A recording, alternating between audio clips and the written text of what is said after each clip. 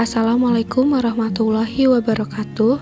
Perkenalkan, saya Ayu Nur Amalia, peserta Latsar CPNS 2021 PPSDM Regional Bandung, golongan 2, angkatan 5, kelompok 1. Di sini, saya akan memaparkan mengenai sintesa agenda 3 dan personal branding. Yang pertama, manajemen ASN. Manajemen ASN adalah pengelolaan ASN untuk menghasilkan pegawai ASN yang profesional, memiliki nilai dasar, etika profesi, bebas dari intervensi politik, bersih dari praktek korupsi, kolusi, dan nepotisme. Selanjutnya, kedudukan ASN. Pegawai ASN berkedudukan sebagai unsur aparatur negara yang menjalankan kebijakan yang ditetapkan oleh pimpinan instansi pemerintah serta harus bebas dari pengaruh dan intervensi semua golongan dan partai politik. Untuk dapat menjalankan perannya dengan baik, pegawai ASN harus memiliki 3 fungsi. Yang pertama, sebagai pelaksana kebijakan publik, yang kedua, sebagai pelayan publik, dan yang ketiga, sebagai perekat dan pemersatu bangsa. Selanjutnya, mengenai sistem merit.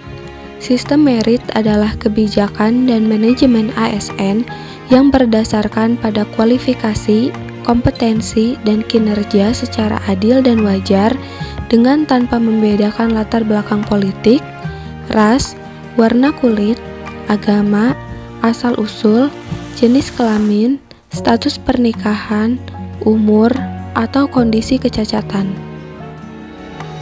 Yang kedua, pelayanan publik.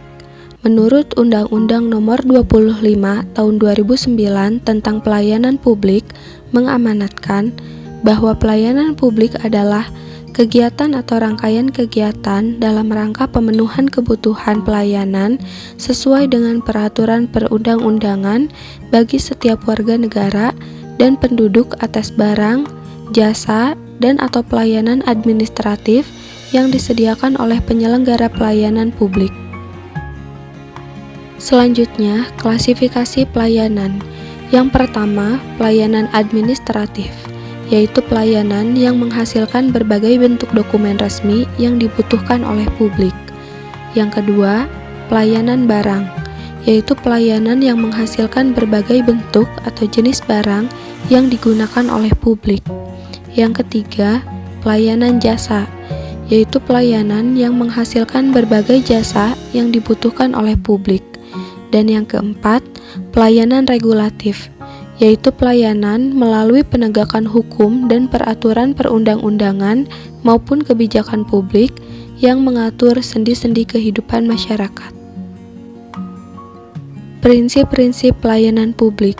Terdapat 10 prinsip pelayanan publik, yaitu kesederhanaan, kejelasan, kepastian waktu, akurasi, keamanan, tanggung jawab, kelengkapan sarana dan prasarana, kemudahan akses, kedisiplinan, kesopanan dan keramahan, serta kenyamanan.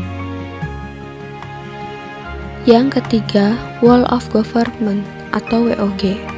WOG adalah sebuah pendekatan penyelenggaraan pemerintahan yang menyatukan upaya-upaya kolaboratif pemerintahan dari keseluruhan sektor dalam ruang lingkup koordinasi yang lebih luas guna mencapai tujuan-tujuan pembangunan kebijakan, manajemen program, dan pelayanan publik. Mengapa WOG itu penting? Yang pertama, adanya faktor-faktor eksternal seperti dorongan publik dalam mewujudkan integritas kebijakan, program pembangunan, dan pelayanan agar tercipta penyelenggaraan pemerintahan yang lebih baik. Yang kedua, perkembangan teknologi informasi, situasi, dan dinamika kebijakan yang lebih kompleks. Yang ketiga, terkait faktor-faktor internal dengan adanya fenomena ketimpangan kapasitas sektoral sebagai akibat dari adanya nuansa kompetisi antar sektoral dalam pembangunan.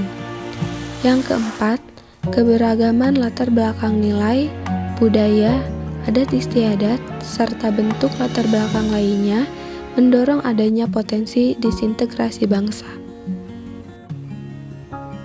Tantangan yang akan dihadapi dalam penerapan WOG. Yang pertama, kapasitas SDM dan institusi. Perbedaan kapasitas ini bisa menjadi kendala serius ketika pendekatan WOG misalnya mendorong terjadinya merger atau akuisisi kelembagaan di mana terjadi penggabungan SDM dengan kualifikasi yang berbeda. Yang kedua, nilai dan budaya organisasi. Ini bisa menjadi kendala manakala terjadi upaya kolaborasi sampai dengan penyatuan kelembagaan. Yang ketiga, kepemimpinan. Kepemimpinan yang dibutuhkan adalah kepemimpinan yang mampu mengakomodasi perubahan nilai dan budaya organisasi serta meramu SDM yang tersedia guna mencapai tujuan yang diharapkan. Personal branding. Sebagai ASN milenial, saya akan menjadi ASN yang keren, yaitu ASN yang dalam bekerja memiliki sikap kompeten, efisien, responsif, efektif, dan nasionalisme. Sekian video dari saya, mohon maaf apabila ada kesalahan. Semoga bermanfaat untuk teman-teman semua. Terima kasih. Assalamualaikum warahmatullahi wabarakatuh.